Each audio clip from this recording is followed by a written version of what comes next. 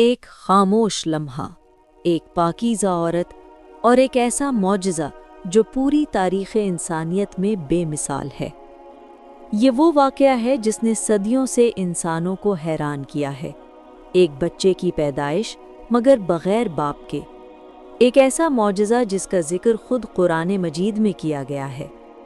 یہ کہانی ہے حضرت عیسیٰ علیہ السلام کی، اللہ کے ایک عظیم نبی کی، جن کی پیدائش بھی معجزہ تھی اور جن کی زندگی بھی اللہ کی نشانیوں سے بھرپور تھی۔ قرآن ہمیں یاد دلاتا ہے کہ اللہ کے لیے کوئی چیز ناممکن نہیں۔ جب وہ کسی چیز کا ارادہ کرتا ہے تو صرف اتنا فرماتا ہے، ہو جا، اور وہ ہو جاتی ہے۔ حضرت عیسیٰ علیہ السلام کی کہانی دراصل ان کی والدہ حضرت مریم علیہ السلام سے شروع ہوتی ہے۔ مریم علیہ السلام ایک نہایت پاکیزہ اور عبادت گزار خاتون تھیں۔ قرآن مجید سورۃ آل عمران میں بیان کرتا ہے کہ اللہ تعالیٰ نے انہیں دنیا کی عورتوں میں منتخب فرمایا۔ وہ بیت المقدس کے قریب عبادت میں مشغول رہتی تھیں اور اپنی زندگی اللہ کی عبادت کے لیے وقف کر چکی تھیں۔ اللہ تعالیٰ نے ان کے لیے ایک خاص مقام مقرر کیا تھا۔ قرآن میں ذکر ہے کہ جب حضرت زکریہ علیہ السلام نے ان سے پوچھا کہ یہ کہاں سے آیا تو انہوں نے جواب دیا کہ یہ اللہ کی طرف سے ہے۔ یہ اس بات کی نشانی تھی کہ اللہ انہیں خاص طور پر نواز رہا تھا۔ ایک دن ایک غیر معمولی واقعہ پیش آیا۔ قرآن سورۃ مریم میں بیان کرتا ہے کہ حضرت مریم علیہ السلام اپنے لوگوں سے الگ ہو کر ایک مشرقی جگہ پر چلی گئیں۔ اسی وقت اللہ تعالیٰ نے اپنے فرشتے جبرائیل علیہ السلام کو ان کے پاس بھیجا۔ جبرائیل علیہ السلام ایک انسان کی شکل میں ان کے سامنے ظاہر ہوئے۔ یہ منظر حضرت مریم کے لیے حیران کن تھا۔ انہوں نے فوراً اللہ کی پناہ مانگی۔ تب فرشتے نے اللہ کا پیغام پہنچایا۔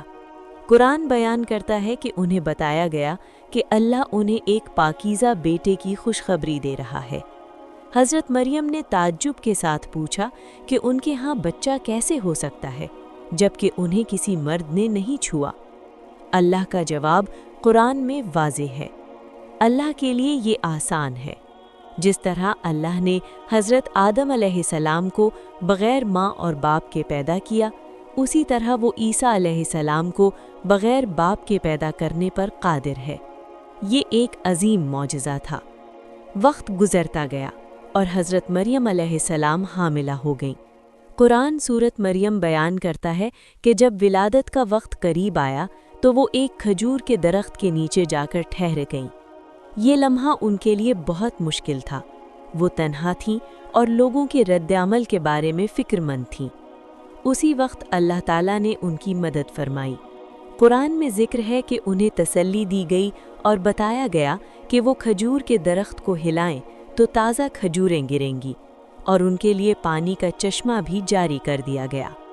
پھر اللہ کے حکم سے حضرت عیسیٰ علیہ السلام پیدا ہوئے۔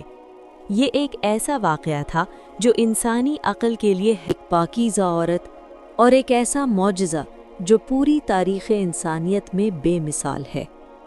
یہ وہ واقعہ ہے جس نے صدیوں سے انسانوں کو حیران کیا ہے۔ ایک بچے کی پیدائش مگر بغیر باپ کے، ایک ایسا معجزہ جس کا ذکر خود قرآن مجید میں کیا گیا ہے۔ یہ کہانی ہے حضرت عیسیٰ علیہ السلام کی، اللہ کے ایک عظیم نبی کی، جن کی پیدائش بھی معجزہ تھی اور جن کی زندگی بھی اللہ کی نشانیوں سے بھرپور تھی۔ قرآن ہمیں یاد دلاتا ہے کہ اللہ کے لیے کوئی چیز ناممکن نہیں۔ جب وہ کسی چیز کا ارادہ کرتا ہے تو صرف اتنا فرماتا ہے، ہو جا، اور وہ ہو جاتی ہے۔ حضرت عیسیٰ علیہ السلام کی کہانی دراصل ان کی والدہ حضرت مریم علیہ السلام سے شروع ہوتی ہے۔ مریم علیہ السلام ایک نہایت پاکیزہ اور عبادت گزار خاتون تھیں۔ قرآن مجید سورۃ آل عمران میں بیان کرتا ہے کہ اللہ تعالیٰ نے انہیں دنیا کی عورتوں میں منتخب فرمایا۔